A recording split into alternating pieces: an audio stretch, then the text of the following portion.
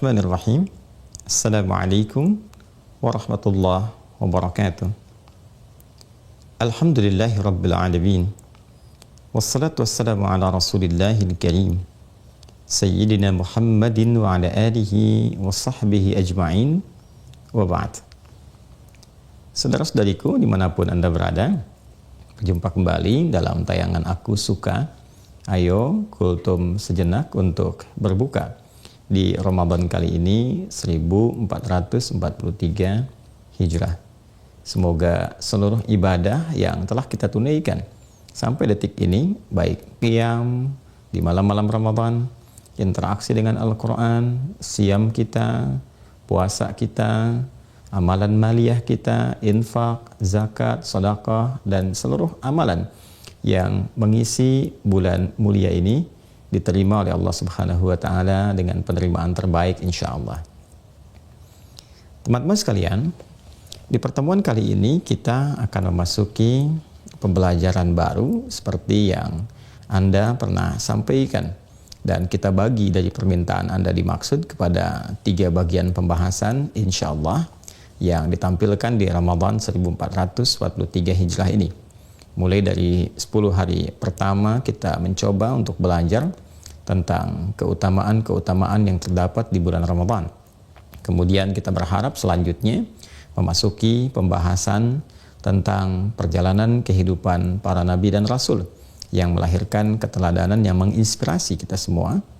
Dan kita berharap akan ditutup dengan pembahasan tentang akhir zaman sesuai dengan informasi yang disampaikan dari Al-Quran dan hadis-hadis Nabi Muhammad SAW. Di edisi kali ini kita akan mencoba membahas turunan tentang pembahasan-pembahasan perjalanan para nabi dan rasul Allah Subhanahu wa Ta'ala yang pernah bertugas berkehidupan di bumi, sehingga diharapkan dari perjalanan kisah dan misi yang dibawa oleh para nabi dan rasul itu dapat memberikan pencerahan kepada kita, informasi yang inspiratif, dan dari situ kita bisa menata kurikulum kehidupan, belajar dari apa yang telah mereka tunjukkan. Salawatullahu alaihim wassalamuhu jami'an. Teman-teman sekalian, kita akan memulai dengan satu informasi yang sangat mencerahkan dalam kitab Al-Bidayah wan Nihayah karya Al-Imam Ibnu Katsir rahimahullahu ta'ala. Ada 21 jilid yang beliau hadirkan dalam informasi yang sangat kaya, literasi yang sangat luas dan sangat menginspirasi dalam kitab ini.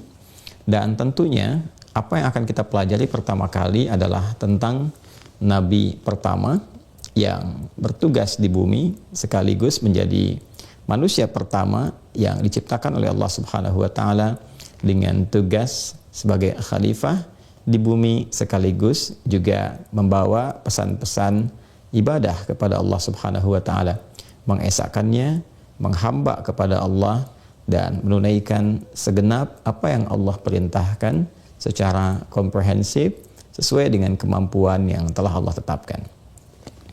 Teman-teman, kita mulai kisahnya di halaman 112 jilid pertama dari kitab ini, dari 21 jilid yang beliau tampilkan. Dan tentu kita akan padukan juga dengan beberapa kitab-kitab yang lain dan juga informasi yang sangat otentik yang disampaikan dalam Al-Quran dan hadis-hadis Nabi Muhammad SAW. Di halaman 112 di kitab ini ada informasi yang dikutip oleh Al-Imam Ibnu Katsir rahimahullah yang tersambung pada satu sosok yang luar biasa, yaitu Abdullah bin Amr ibn al-As radhiyallahu ta'ala anhuma. Informasi ini adalah satu tafsiran, kalau kita bisa bacakan, dari firman Allah Subhanahu wa Ta'ala di Quran surah kedua Al-Baqarah di ayat ke-30, ketika Allah Subhanahu wa Ta'ala menyampaikan kepada seluruh makhluk yang ada pada saat itu dari kalangan malaikat dan jin bahwa Allah akan mencipta dan menugaskan makhluk baru sebagai khalifah di bumi. Allah berfirman, A'udzu billahi minasyaitonir rajim, wa idz qala rabbuka lil malaikati inni ja'ilun fil ardi khalifah qalu ataj'alu fiha may yufsidu fiha wa yasfiku ad-dima' wa nahnu nusabbihu bihamdika wa nuqaddisu lak. Qala inni a'lamu ma la ta'lamun. Dan ingatlah Muhammad sallallahu alaihi wasallam, pahamilah, renungkanlah ketika Rabbmu memviralkan, menyampaikan kepada kalangan makhluknya dari malaikat dan sebagian jin yang ada pada saat itu, bahwa aku, kata Allah, sungguh akan menugaskan makhluk baru sebagai khalifah di bumi, membawa misi khusus yang telah Allah tetapkan. Lantas malaikat memohon kepada Allah untuk diberikan pencerahan, istiksyaf, meminta oleh Allah dicerahkan, diberikan informasi, ya Allah, bagaimana fungsi ini diemban oleh makhluk yang Engkau ciptakan itu? Apakah akan berpotensi menghadirkan kerusakan, pertumpahan darah, dan juga aspek-aspek lain yang kontraproduktif? Sementara Engkau ciptakan kami, malaikat, itu concern untuk ibadah. Maksud malaikat, kata para mufassir, jika memang tujuan sebagai khalifah di bumi ini puncaknya adalah ibadah, maka malaikat selama ini banyak beribadah kepada Allah. Maka meminta pencerahan dari Allah Subhanahu wa Ta'ala. Ini bukan bentuk pernyataan, bentuk protes atau bentuk keberatan, tidak. Ada sebagian yang menurut para ulama tafsir kurang tepat memahami sehingga dikesankan ini sebagai bagian dari bentuk protes atau keberatan. Tidak. Ini bukan bentuk keberatan, bukan bentuk protes, tapi lebih dalam bentuk penghambaan kepada Allah untuk meminta pencerahan, hikmah, ilmu, pengetahuan yang kiranya malaikat belum sampai ke sana. Nah, pertanyaan yang terbesarnya adalah bagaimana inti dari klarifikasi atau inti dari permintaan pencerahan dari malaikat kepada Allah Subhanahu wa Ta'ala, namun menampilkan satu informasi yang mengesankan sifat-sifat kontraproduktif, seakan-akan ada pengetahuan yang telah ada sebelumnya. Apakah itu diilhamkan oleh Allah sebelumnya, atau ada informasi yang sampai kepada malaikat sebelum penugasan itu dilakukan dari penciptaan makhluk yang baru ini? Ada ragam versi di antara sekian banyak pendapat para ahli tafsir, dan cukup menarik ragam pendapat atau tafsiran dari para ulama tafsir ini, sampai salah satunya kita mendapati keterangan yang disampaikan oleh satu tokoh mulia yang sangat luar biasa, yaitu Abdullah bin Amr ibn al-As radhiyallahu taala anhuma. Mari kita bacakan. Al-Imam Ibnu Katsir menyampaikan, waqala Abdullah bin Amr ibn al-As. Abdullah bin Amr ibn al-As radhiyallahu taala anhuma menyampaikan, wa kanatil jinnu qabla Adam bi alfi amin. Sebelum diciptakannya makhluk baru yang bernama Adam itu alaihissalam, telah ada jin yang bertugas di bumi selama 2000 tahun kurang lebih sebelum penciptaan Adam alaihissalam. Jadi kalau kita lihat alurnya, itu malaikat tercipta lebih dulu, kemudian ada jin. Nah, jin ini dimula penciptaannya ditempatkan juga untuk beraktivitas di bumi. Kurang lebih mereka sudah beraktivitas selama 2000 tahun sebelum penciptaan Adam alaihissalam. Maka fasafakud dima, yang mereka lakukan ternyata banyak melakukan kerusakan-kerusakan, pertumpahan darah, ya, banyak berbuat yang kontraproduktif dari misi yang Allah embankan kepada mereka. Intinya banyak sekali penyimpangan-penyimpangan yang dikerjakan sampai pertumpahan-pertumpahan darah. Faba'athallahu ilaihim jundan minal malaikati fataraduhum ila jazairil bukhur. Maka Allah Subhanahu wa taala mengutus para malaikatnya untuk mengarahkan para jin ini, mengalihkan mereka dari tugas-tugas yang ada di bumi itu ke wilayah samudra.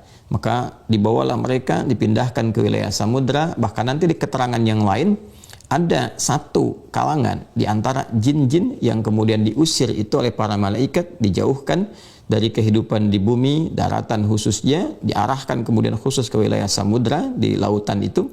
Ada satu dikisahkan, dituliskan, dan termasuk di kitab ini juga disampaikan, satu yang kemudian dibawa ke alam langit di masa-masa itu. Itulah yang kemudian diharapkan bisa belajar dari ketakwaan malaikat yang tidak pernah bermaksiat kepada Allah, selalu patuh, la ya'sunallaha ma amarahum wa yaf'aluna ma yu'marun. Dan jin ini itu belajar kemudian dari kehidupan malaikat, dari bagaimana ketakwaan penghambaan malaikat, sampai berusaha memperbaiki diri beribadah secara maksimal, secara kuat, mendekat kepada Allah, sampai dia viral di alam langit dengan sebutan Azazil, makhluk yang terhormat, hamba yang sangat taat. Azazil inilah yang berasal dari kalangan jin. Nah, menariknya, pada saat Allah Subhanahu wa Ta'ala menyampaikan bahwa Allah akan menugaskan makhluk baru sebagai pengganti. Nah, jadi khalifah di sini dipahami oleh Abdullah ibnu Amr ibn al-As, dan juga tidak sedikit para mufassir yang memahami makna khalifah ini kembali kepada akarnya dari kata khalafa yakhlufu, sesuatu yang saling menggantikan, termasuk Ibnu Katsir rahimahullah dalam kitab ini pun di jilid yang pertama di halaman 111-nya juga memberikan tafsiran seperti yang kami maksudkan. Kalau kita bacakan, fa akhbara ta'ala annahu khataba al-malaikata qailan lahum, maka Allah Subhanahu wa taala menginformasikan bahwa Allah mengkhitab, menyampaikan pada para malaikatnya dengan berfirman, inni ja'ilun fil ardi khalifah, sungguh aku akan mencipta, menugaskan di bumi itu seorang khalifah. Nah, khalifah ini apa maksudnya? Maka dituliskan oleh beliau informasinya, a'lama bima yuridu an yakhluqa min adama wa dzurriyyatihi alladzina yakhlufu ba'dhum ba'dha. Allah menginginkan, menginformasikan kepada para malaikat bahwa makhluk ini ketika ditugaskan di bumi akan saling menggantikan satu dengan yang lainnya. Jadi dari sekian ragam makna khalifah itu, makna pertama yang paling pokok adalah yang akan saling menggantikan. Artinya ada kesan, dua kesan yang dibangun di sini dari sifat saling menggantikan ini. Satu, seperti penafsiran tadi Abdullah ibnu Amr ibn al-As radhiyallahu taala anhuma, bahwa manusia diciptakan oleh Allah, Adam pertama kali diciptakan memang untuk menggantikan makhluk yang sebelumnya hadir di bumi, beraktivitas dari kalangan jin yang diusir kemudian oleh para malaikat ke wilayah samudra, wilayah lautan, karena kebiasaannya yang buruk untuk saling menumpahkan darah. Karena itulah kemudian malaikat mengonfirmasi ketika akan ada yang ditugaskan kembali menggantikan ini, khalifah fil ardi, di bumi ini dengan tugas untuk mengoptimalkan ibadah kepada Allah, maka muncullah kemudian kesan pencerahan tadi. Ataj'alu fiha may yufsidu fiha wa yasfikud dima, ya Allah, apakah akan ditugaskan di bumi ini makhluk yang nanti cenderung akan berulah lagi, ya, boleh jadi menumpahkan darah lagi, akan merusak lagi, karena pengalaman sebelumnya dari para jin itu ketika bertugas di bumi kecenderungannya merusak. Ini yang dimaksudkan. Dan kesan yang kedua yang terbangun adalah sekalipun Adam nanti akan bertugas di bumi, maka kehidupannya tidak abadi, akan saling menggantikan dari keturunannya. Ini yang dimaksudkan. Adam meninggal, keturunannya akan meneruskan kembali. Keturunan meninggal, generasi kemudian lahir, terus sampai kehidupan berakhir. Dan nanti semua keturunan Adam yang berkehidupan meneruskan risalah yang dibawa kakek moyangnya ini, kita semua, sampai kehidupan berakhir. Maka itu yang disebut dengan Bani Adam, anak keturunannya Adam alaihi salam. Disebutkan setidaknya 7 kali dalam Al-Quran.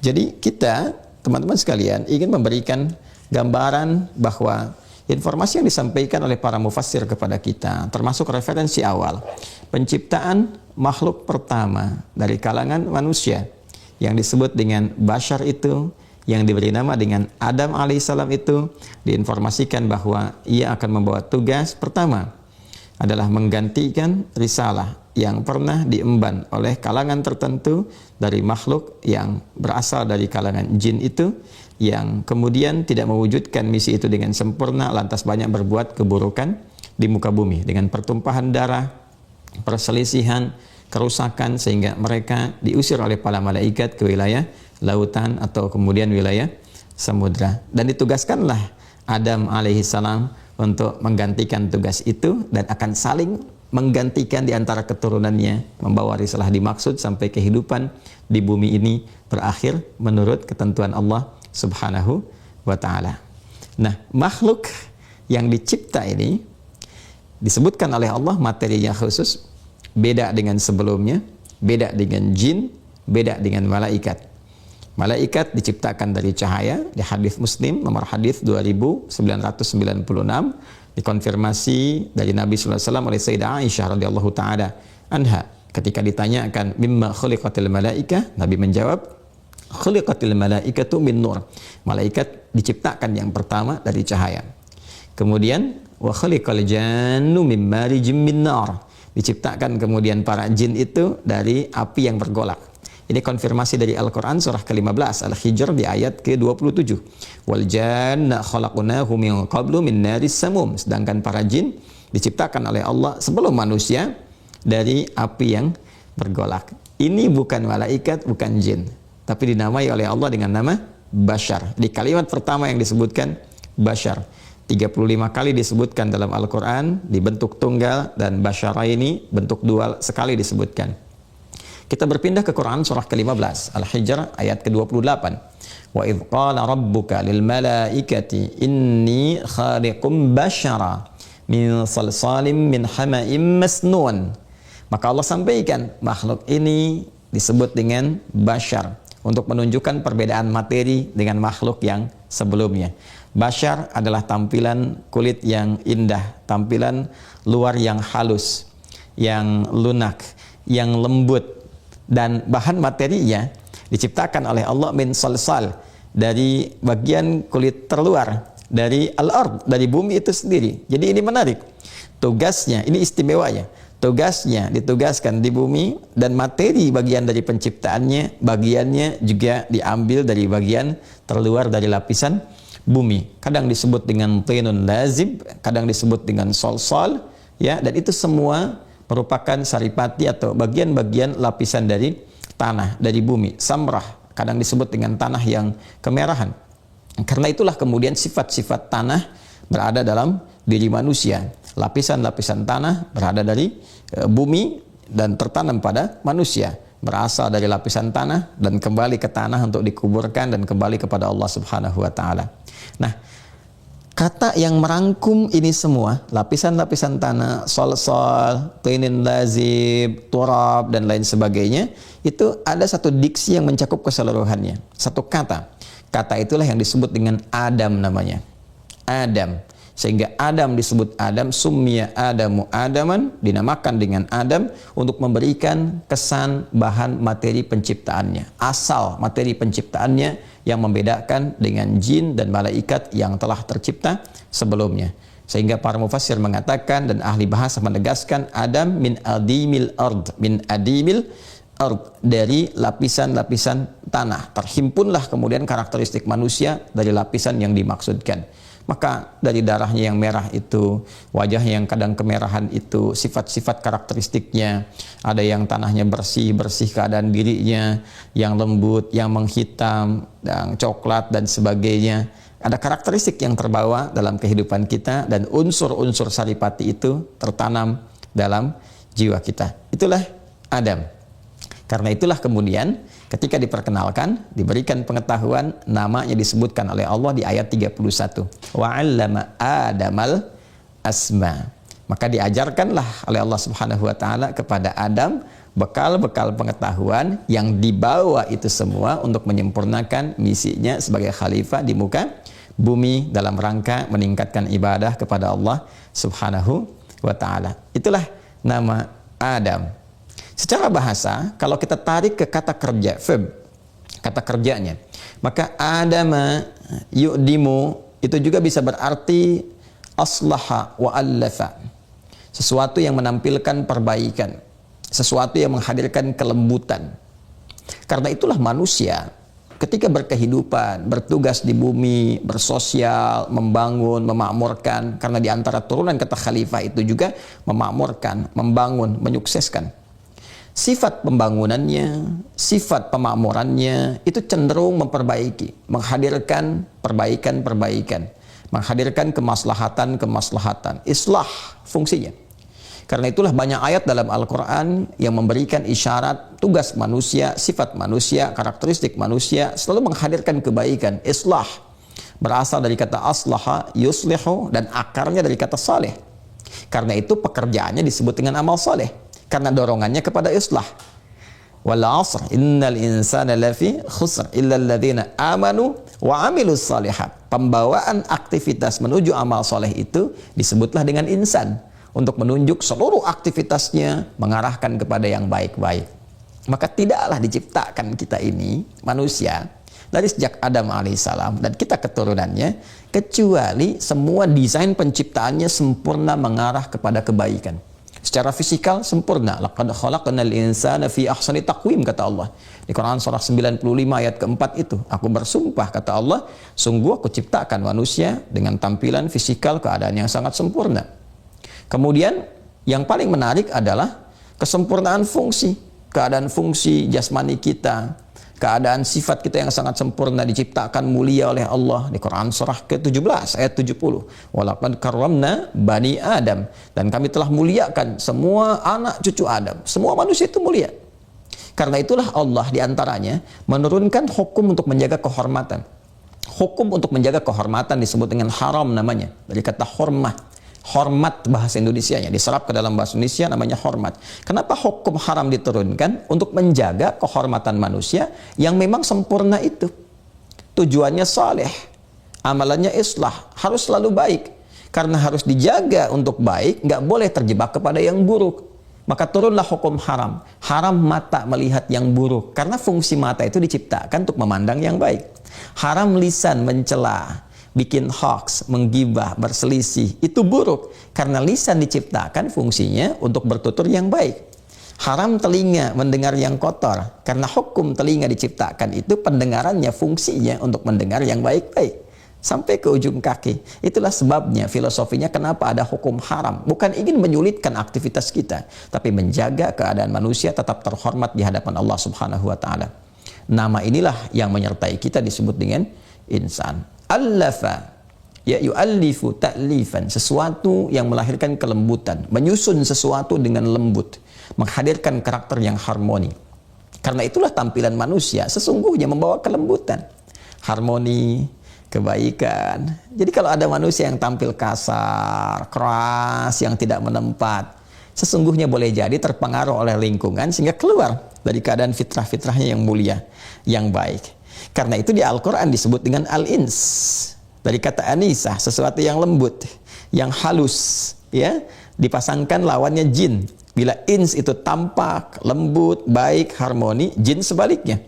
Jin itu tersembunyi, cenderung kasar, dan sulit membentuk harmoni, bawaannya merusak seperti yang tadi disampaikan, ya. Dan disebutkan rangkaian ini 18 kali dalam Al-Quran.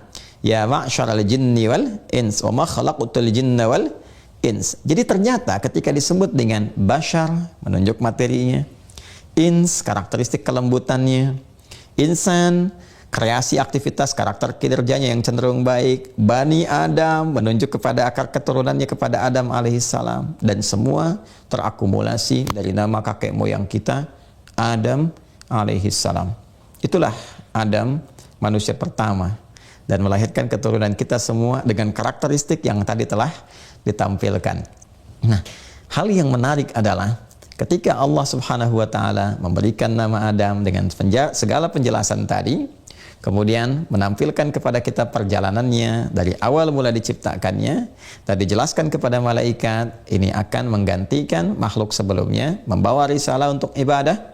Karena baik jin dan manusia itu tujuan utamanya adalah menampilkan pengabdian paripurna sebagai ibadah kepada Allah. Itu yang dikonfirmasi di Quran surah ke-51 ayat 56. Wa ma khalaqtul jinna wal insa illa liya'budun. Tidaklah aku ciptakan baik jin atau manusia kecuali mereka supaya memaksimalkan, mengoptimalkan tugas sebagai ibadah kepadaku, kata Allah.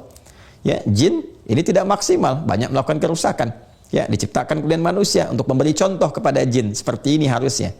Memberikan contoh pada malaikat, ini cara mengendalikan nafsu. Malaikat tak punya nafsu. Maka nanti kita akan lihat bagaimana malaikat pun hormat kepada manusia ketika bisa menata itu semua dengan kekuatannya dalam saat yang bersamaan mampu mengendalikan nafsunya. Jadi tugas untuk mengoptimalkan ibadah ini diembankan kemudian kepada Adam, misinya di bumi dengan segala karakteristik tadi yang telah kita sampaikan. Ada apa setelah itu? Bagaimana kemudian tugas itu dimulai? Seperti apa gambarannya? Sampai Allah menegaskan, Adamlah yang pertama kali dipilih, dan risalahnya akan diteruskan oleh generasi setelahnya. Ada Nuh alaihissalam, ada keluarga besar Ibrahim, bahkan nanti ada keluarga besar Imran, dan yang lainnya sampai menuju Rasulullah Muhammad sallallahu alaihi wasallam. Innallaha astafa Adam wa Nuha wa ala Ibrahim wa ala Imran 'alal alamin dzurriyyatan ba'daha min ba'd wallahu samii'un alim. Quran surah ketiga Ali Imran ayat 33 sampai 34. Bagaimana kisah selanjutnya Adam? Seperti apa dikonfirmasikan keunggulannya dan bekalnya oleh Allah sebelum ditugaskan ke bumi? Seperti apa pelatihannya sebelum berangkat kemudian tugas dimulai di bumi sebagai khalifah untuk beribadah? Kita akan lanjutkan di edisi selanjutnya esok hari insyaallah. Allahumma taqabbal minna innaka antas sami'ul alim wa tub 'alaina innaka antat tawwabur rahim. Allahumma rabbana atina fid dunya hasanah wa fil akhirati hasanah wa qina adzabannar. Wa sallallahu ala sayyidina Muhammad wa ala alihi wa sahbihi ajma'in. Wa akhiru da'wana subhanakallahumma wa bihamdika nashhadu an la ilaha illa anta nastaghfiruka wa natubu ilaik. Walhamdulillahi rabbil alamin. Subhanakallahumma bihamdika nashhadu an la ilaha illa anta nastaghfiruka wa natubu ilaik. Terima kasih atas perhatian Anda semua. Assalamualaikum warahmatullahi wabarakatuh.